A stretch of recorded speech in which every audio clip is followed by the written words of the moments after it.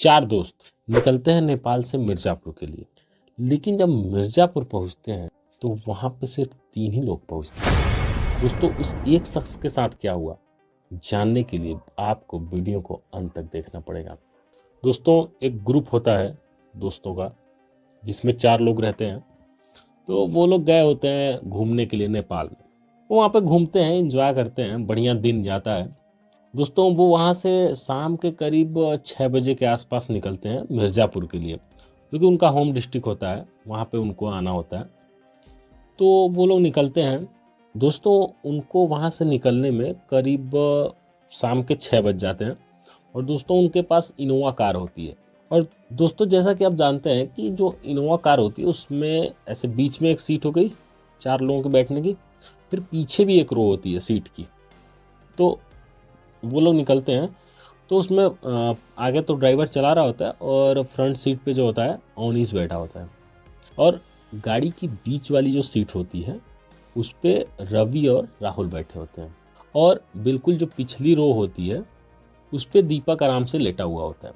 तो दोस्तों अपना वहाँ से ये लोग निकलते हैं और ड्राइवर अपना गाड़ी चला रहा होता है। ये लोग अपना रास्ते में गाने वाने बजा रहे हैं, अपना एंजॉय करते हुए चल रहे होते हैं। और दोस्तों जैसा कि दिसंबर का महीना था तो काफ़ी घना कोहरा था। दोस्तों इन्होंने अभी 3 से 4 घंटे का सफ़र पूरा किया होता है। ये लोग रास्ते में ही होते हैं। तो रास्ते में इनको पता चलता है कि आगे कंस्ट्रक्शन का काम चल रहा है। तो वो रूट जो होती है ब्लॉक होती है, तो उस पर काफ़ी जाम लगा होता है। तो जो ड्राइवर होता है वो बताता है कि भैया ऐसा करिए कि यहीं पे रूम ले लीजिए कहीं आसपास होटल, और यहीं पे रुक जाते हैं, सुबह में चलते हैं, रात को चलना ठीक नहीं होगा। लेकिन जो दीपक होता है उसे काम होता है कोई अर्जेंट, तो वो बोलता है कि नहीं भाई रुक तो नहीं सकते हैं, अपन रुकेंगे नहीं। तो फिर और लोग भी कन्विंस करता है दीपक सबको कि अरे यार चलते हैं, क्या ही दिक्कत है, कोई शॉर्टकट ले लेंगे या फिर कुछ, चलते हैं कोई दिक्कत नहीं है। तो फिर वो भी मान जाते हैं, वो लोग भी कहते हैं कि चलो ठीक है चलते हैं। तो फिर ड्राइवर तो खैर वो मना करता रहता है इनको, क्योंकि ड्राइवर जो होता है उसको काफ़ी एक्सपीरियंस होता है इन सब रास्तों का। लेकिन फिर अब वो भी ड्राइवर है, अब क्या ही करे, अब भाई बोल रहे हैं लोग तो वो भी सोचता है कि चलो चलते हैं। अब ये लोग निकलते हैं तो ये जो हाईवे होता है, उन लोगों ने हाईवे से ऐसे नीचे से कट ले लिया होता है कि आगे मतलब थोड़ा जाम रहता है, तो ये लोग सोचते हैं कि आगे कनेक्ट कर लेंगे। तो वो जो रास्ता वो जा रहा होता है वो थोड़ा जंगलों के बीच से होकर जा रहा होता है। तो ये लोग जाते हैं, निकलते हैं अपना। और दोस्तों ये लोग अभी कुछ ही दूर चले होंगे और दोस्तों दिसंबर की सर्द रात और घना कोहरा, बिल्कुल आगे कुछ दूर दूर तक दिख नहीं रहा था। और वो रास्ता भी इन्होंने शॉर्टकट ले लिया था, तो उस पर कोई गाड़ियाँ वगैरह भी नहीं दिख रही थी, पूरा अंधेरा ही अंधेरा था। तो ये लोग चल रहे होते हैं कि अचानक से जो दीपक होता है पीछे बैठा हुआ होता है, उससे कुछ ऐसा महसूस होता है कि कोई ऐसे हवा का झोंका है और उसके पास से ऐसे गुजर गया। तो वो ऐसे थोड़ा शॉक्ड होता है, लेकिन वो किसी से कुछ कहता नहीं है, क्योंकि दोस्तों वहीं सबको ले जा रहा होता है, क्योंकि उसी ने प्रेशर दिया होता है कि नहीं चलो चलते हैं। वो इसलिए नहीं बोलता है कि अगर मैं बोलूँगा तो सब लोग पैनिक हो जाएंगे, तो फिर हो सकता है नहीं जाएं, ये लोग रुक जाएं। दोस्तों थोड़ी देर बाद उसे महसूस होता है कि गाड़ी के पीछे के दरवाजे में किसी ने ऐसे टैप किया। लेकिन दोस्तों दीपक अब महसूस तो सारी चीज़ें कर रहा था, लेकिन वो बोल नहीं रहा था क्योंकि उसे पहुंचना था जल्दी। तो वो सोच रहा था कि चलो ठीक है, वो मतलब एक तरह से सारी चीज़ें होते हुए भी वो उसको इग्नोर करते जा रहा था।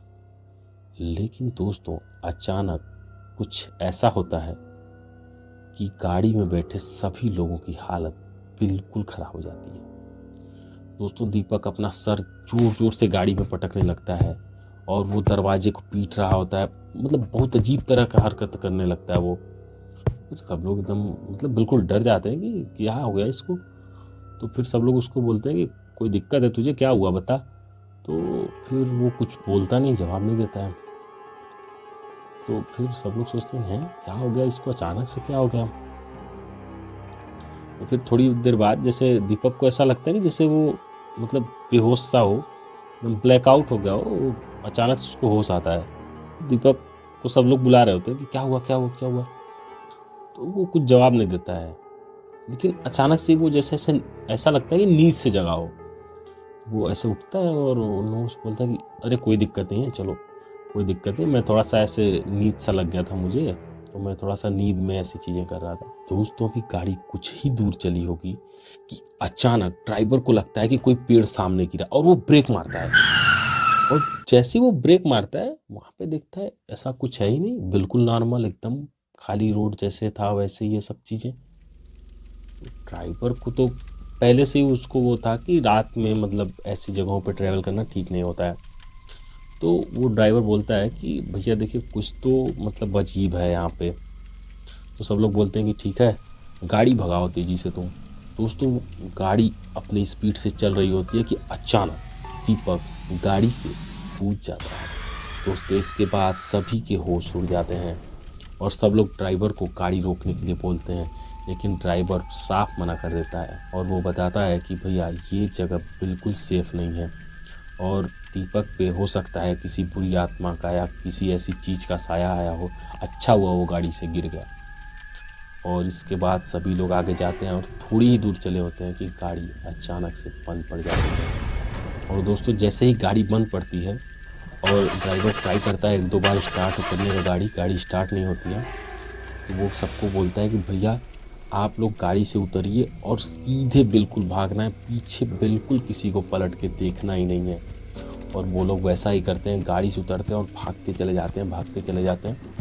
थोड़ी ही दूर गए होते हैं कि वहाँ पे एक उनको मंदिर दिखता है और वहाँ पे वो लोग सारे लोग जाते हैं। ड्राइवर बोलता है भैया ये जगह हम लोगों के लिए सेफ़ है। और वहाँ पे वो जाते हैं तो वहाँ पे जो मंदिर के पुजारी जी होते हैं तो वो लोग सारा इंसिडेंट बताते हैं कि हमारे साथ ऐसा ऐसा हुआ। तो वो पुजारी जी बताते हैं कि आप लोग कहीं रास्ते में रुके थे, मतलब इस रूट पे कहीं रास्ते में आप लोग रुके थे। तो फिर अवनीश जो होता है वो बोलता है हाँ एक जगह तो हम लोग रुके थे। तो फिर वो बाबा जी पूछते हैं कि अच्छा रुके थे तो फिर वहाँ पे क्या किया आप लोगों ने। वो थोड़ा सोचता है फिर बताता है कि लोग रुके थे, हम लोग तो गाड़ी में ही बैठे थे, लेकिन जो दीपक था वो उतर के वॉशरूम के लिए गया था। दोस्तों जैसे ही ये बात अवनीश उस बाबा जी को बताता है, बाबा जी कहते हैं कि अच्छा है कि तुम लोग गाड़ी के अंदर थे, नहीं आज तुम लोगों के साथ भी वही होता जो दीपक के साथ हुआ। दोस्तों वो बाबा जी जो बातें बताते हैं वो मैं ये नहीं कहता कि वो सही हैं या गलत हैं, लेकिन मैं आपको वो चीज़ें बताता हूँ, आप मुझे कमेंट में बताइएगा कि ये चीज़ें सही हैं या नहीं हैं। दोस्तों वो बाबा जी बताते हैं कि कभी भी सफ़र करने में अनजान जगह पे कहीं भी अगर आपको ऐसे पेशाब करना हो या ऐसा कुछ भी करना हो तो आप पहले तो इससे बचिए। और अगर आपको ऐसी जगह पे कुछ करना भी है तो आप वहाँ पे मतलब बोल दीजिए कि कोई भी अगर हो ऐसी चीज़ कोई भी हो तो मुझे इस जगह की जानकारी नहीं है, मैं यहाँ पे ये करने जा रहा हूँ तो कृपया आप अगर हट जाएं।